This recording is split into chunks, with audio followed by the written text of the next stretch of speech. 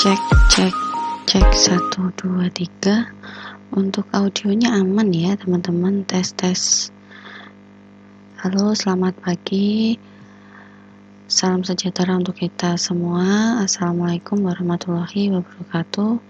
Hari ini pertemuan ke-14, yang mana di pertemuan ke-14 ini saya ingin membahas mengenai lanjutan dari e-commerce ya, yang mana di materi 13 kita membahas e-commerce. Kemudian ternyata pecahan dari e-commerce ini ada yang namanya business to business.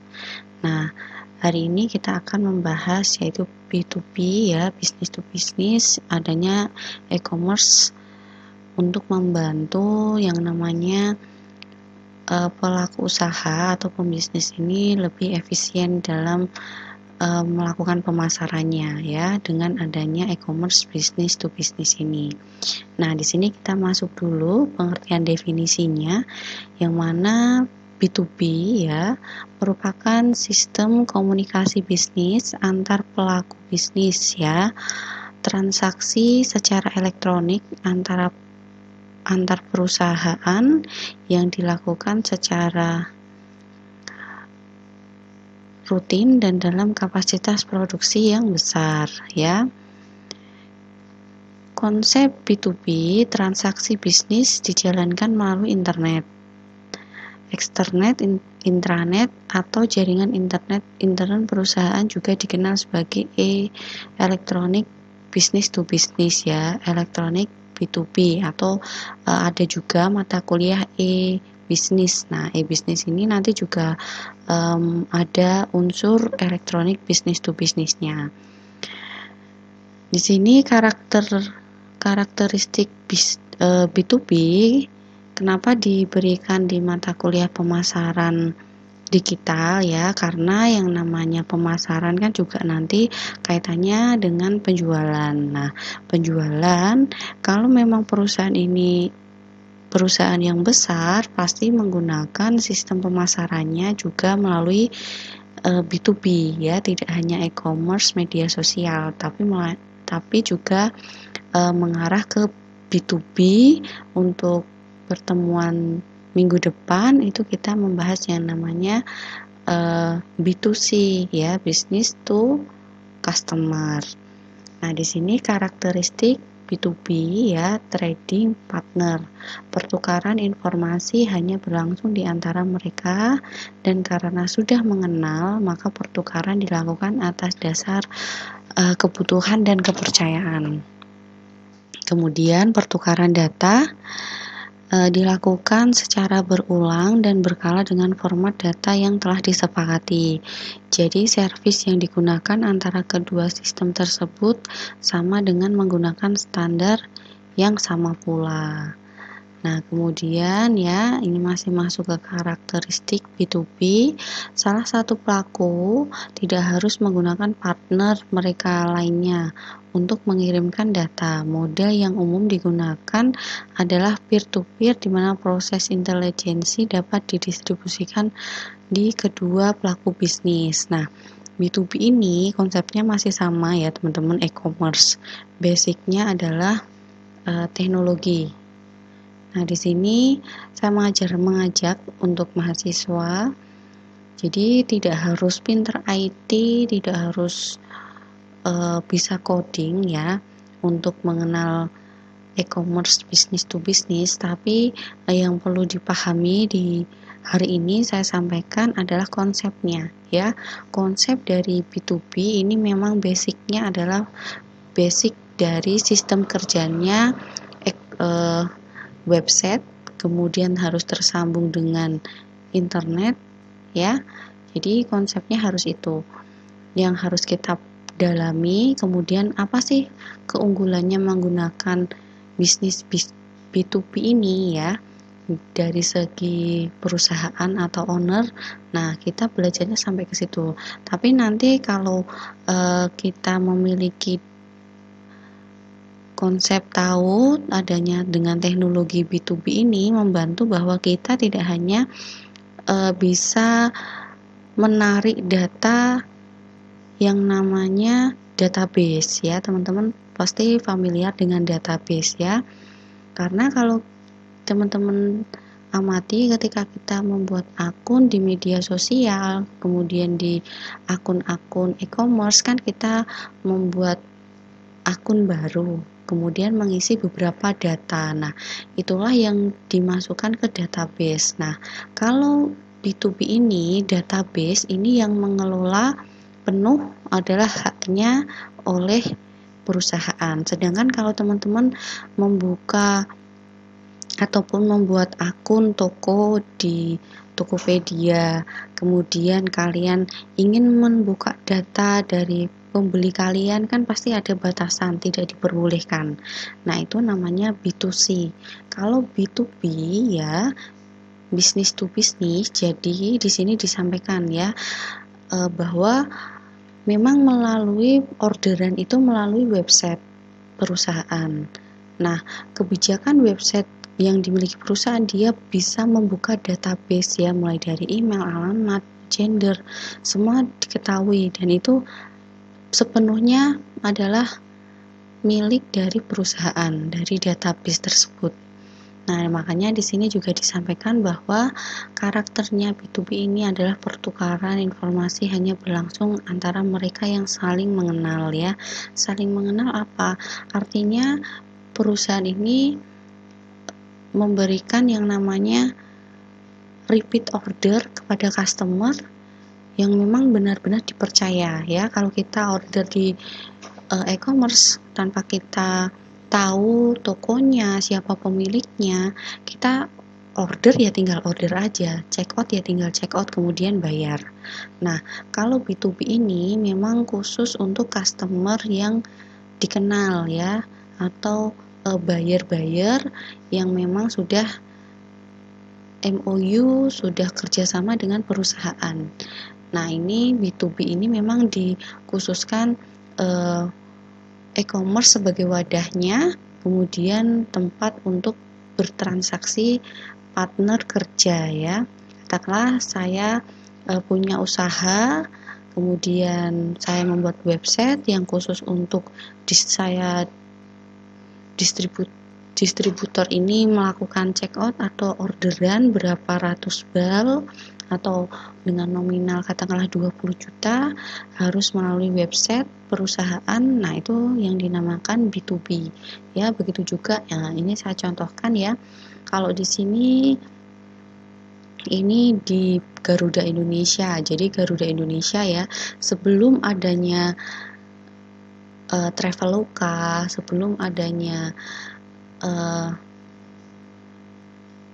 aplikasi-aplikasi yang berkembang sekarang ya untuk jasa tour dan travel, jadi dulu masih menggunakan agensi ya. Jadi B2B ini sangat membantu pemasarannya dari pihak Garuda Indonesia ya. Jadi sebelum adanya e-commerce masuk di Indonesia, artinya sebelum tahun 2015 atau 2012 masuk ke Indonesia, jadi perusahaan penerbangan Indonesia ini melakukan kerjasama kepada agen-agen perjalanan tiket ya, seperti di terminal di bandara, di terminal. Nah, itu biasanya pihak agen tiket ini akan melakukan pemesanan di websitenya Garuda Indonesia, yang mana agen ini pasti sudah bekerja sama ya, agen tiket perjalanan ini sudah bekerja sama dengan Garuda Indonesia. Nah, untuk agen-agen ini yang bisa mengakses pemesanan tiket melalui websitenya Indonesia. Jadi kalau kita customer biasa itu dulu belum bisa, harus lewat agen dulu, baru si agen yang memesankan.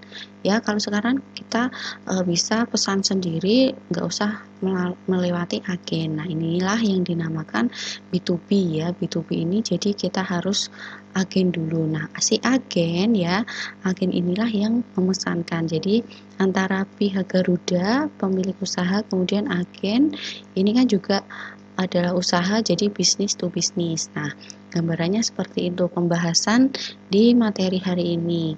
Kemudian kita masuk ke slide berikutnya. Sampai sini ada gambaran ya teman-teman.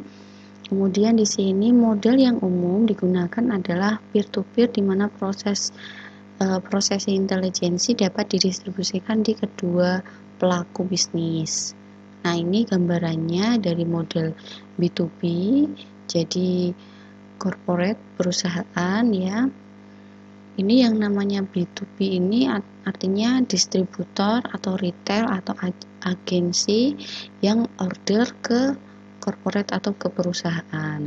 Ya, kalau sekarang kan kita customer langsung ke distributor atau customer langsung ke PT-nya perusahaan. Nah, itu kan B2C. Nah, ini nanti kita pelajari di pertemuan terakhir ya, pertemuan 15 B2C. Tapi saat ini kita konsentrasi di B2B ya. Inilah gambarannya.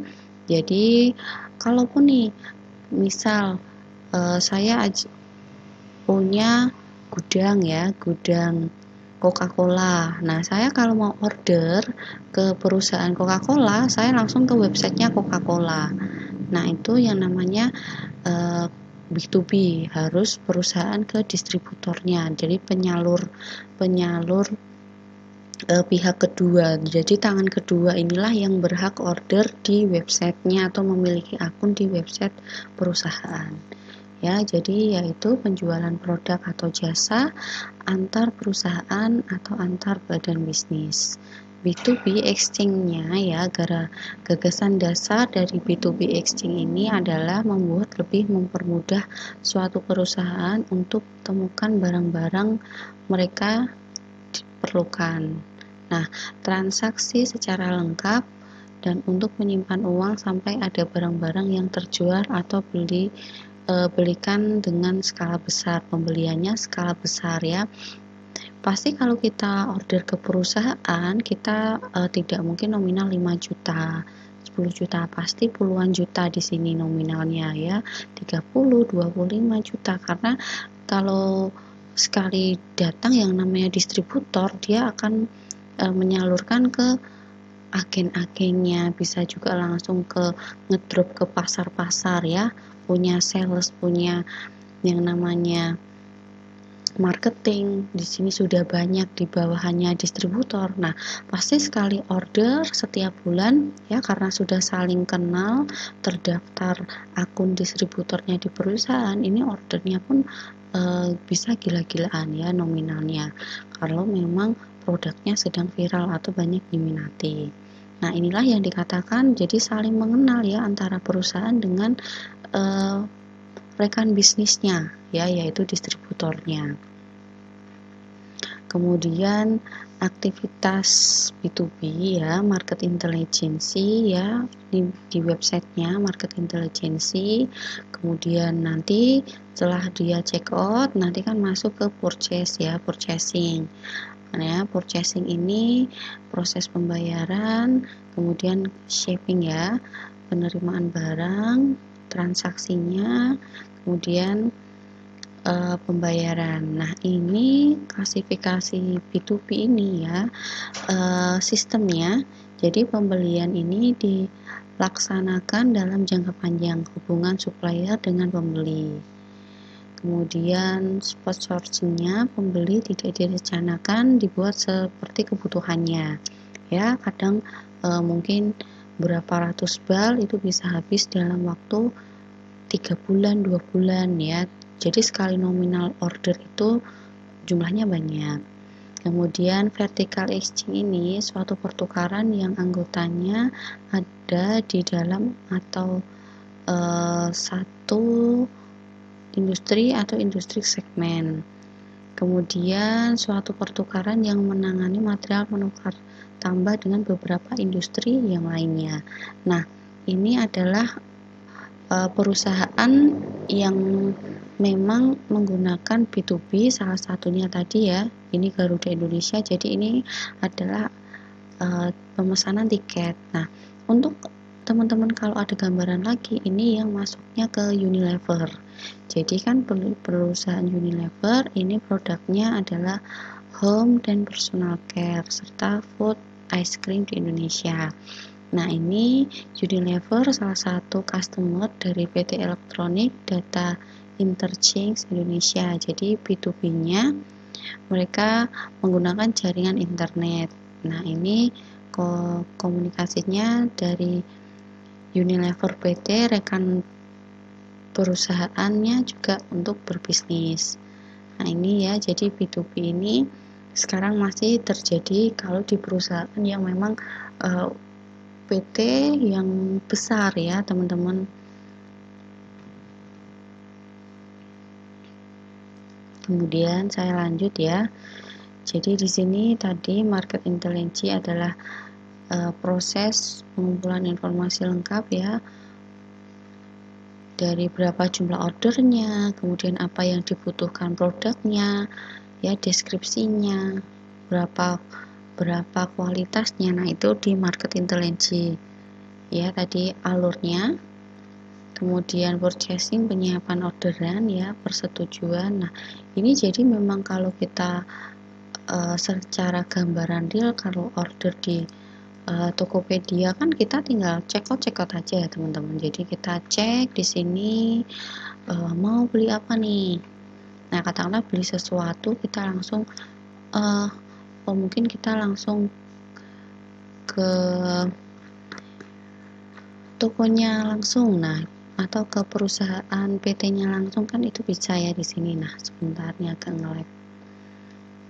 Nah, kita langsung beli ke sini kan bisa.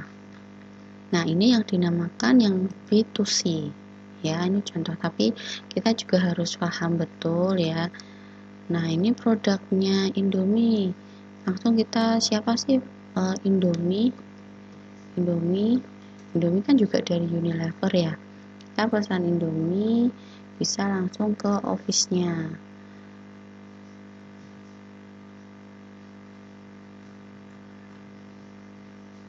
Nah, ini Albert ini ya, ini.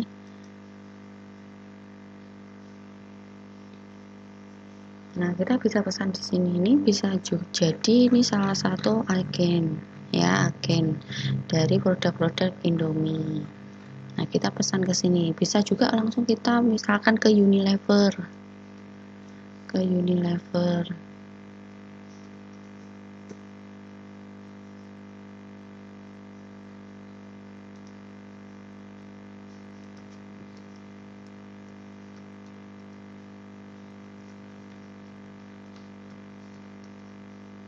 Nah, kita langsung ke Unilever store-nya. Nah, ini kita kan mudahnya B2C, sekarang kita bisa order ke Unilever store-nya ya, teman-teman. Nah, ini gambaran kalau kita order ke perusahaan Unilever. Nah, konsepnya kalau yang B2B tadi ya, jadi sama-sama masuk ke websitenya, kemudian kita order dengan atas nama distributor, sekali order dengan jumlah nominal banyak, spesifikasi deskripsinya ya, kemudian nanti baru kita check out, pembayaran. Nah, kemudian pihak yang admin dari perusahaan, dia melakukan proses purchasing ini, menyiapkan pesanan, cek stok gudang ya. Menyiapkan pesanan pasti dia akan cek stok gudang, kemudian packing ya, untuk persetujuan pengiriman mungkin juga harus membuat notulen ya, catatan untuk beberapa departemen, gudang, kemudian packing. Nah, baru pengiriman barang ya, ada faktur juga. Nah, ini B2B, gambarnya seperti ini. Ini juga masih dijalankan karena B2B ini dispesialkan untuk layanan bagi distributor ya. Jadi kalau kita bukan distributor dari perusahaan, nah kita tidak bisa order dengan skala yang besar. Nah, ini memang B2B untuk beberapa perusahaan masih dilakukan ya, untuk memberikan akses mudah bagi para distributor. Kemudian di sini kolaboratif commerce ya, contohnya kerjasama di antara perusahaan tas kulit, perusahaan sepatu, perusahaan buku lainnya. Sesuai definisinya, dalam e-commerce, proses-proses bisnis dari perusahaan yang berbeda saling berhubungan antara terintegrasi melalui kolaboratif framework ya. Kolaboratif e-commerce atau e-commerce ini didefinisikan sebagai hubungan komersial atas suatu kerangka kolaboratif untuk mengintegrasi proses bisnis perusahaan, hubungan pelanggan, dan mengatur batas-batas yang berhubungan dengan perusahaan. Kemudian perdagangan kolaboratif e-commerce atau SIMUS ini terjadi antara mitra di dalam perencanaannya, pengembangannya. Jadi pembuatan situs atau website ya di B2B ini tentu membutuhkan yang namanya pihak ketiga. Nah, pihak ketiga ini adalah anak-anak IT ya yang bisa coding dan sebagainya, pembuatan website. Nah, nanti biasanya dia membuat yang namanya situs website yang bisa menghubungkan antara beberapa distributor, kemudian bisa juga dia order melalui kebutuhan bahan baku ya. Pasti kalau pihak Unilever ingin membuat produk kan juga harus butuh material bahan baku kan yang banyak juga. Nah, itu kan daripada dia mencari-cari, kemudian dia bermitra bahan baku untuk proses produksi. Nah, ini tahapan e-commerce ya, kita hanya mengenal saja untuk spesifikasinya.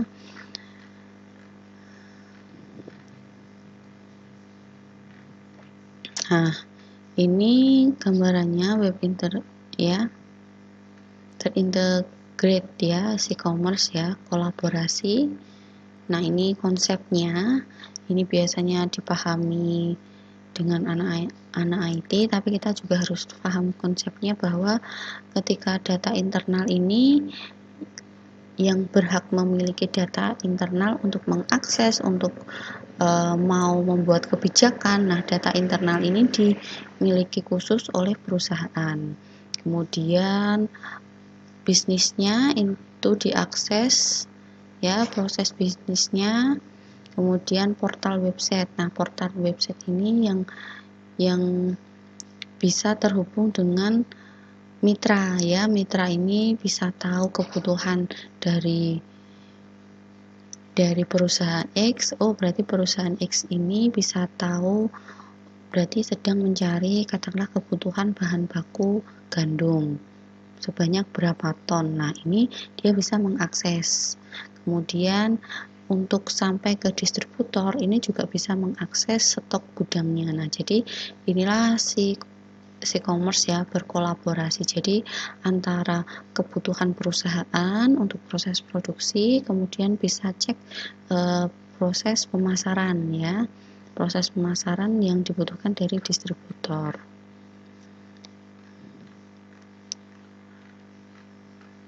Nah, jadi di sini ya B2B marketplace ya, one to many, pasar yang dikelola oleh suatu perusahaan supplier yang menyediakan dari mulai katalog penawaran produk dan harganya. Kemudian money to one, pasar yang dikelola oleh banyak perusahaan supplier untuk mendapatkan suatu pembeli dengan cara tender ya.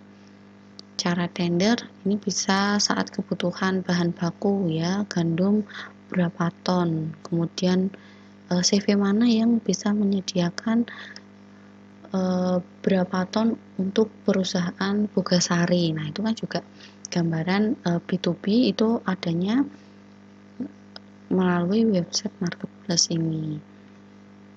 Sum to money, gabungan dari beberapa perusahaan sejenis yang menggabungkan produk-produk mereka untuk ditawarkan ke banyak pembeli. Kemudian ada juga money to sum, perusahaan menggabungkan katalog pembelian mereka untuk menarik perusahaan supplier mendapatkan harga yang lebih murah. Kemudian money to money adalah pasar yang dikelola oleh banyak perusahaan supplier dan banyak perusahaan pembeli yang memungkinkan untuk terjadi proses lelang yang dinamis.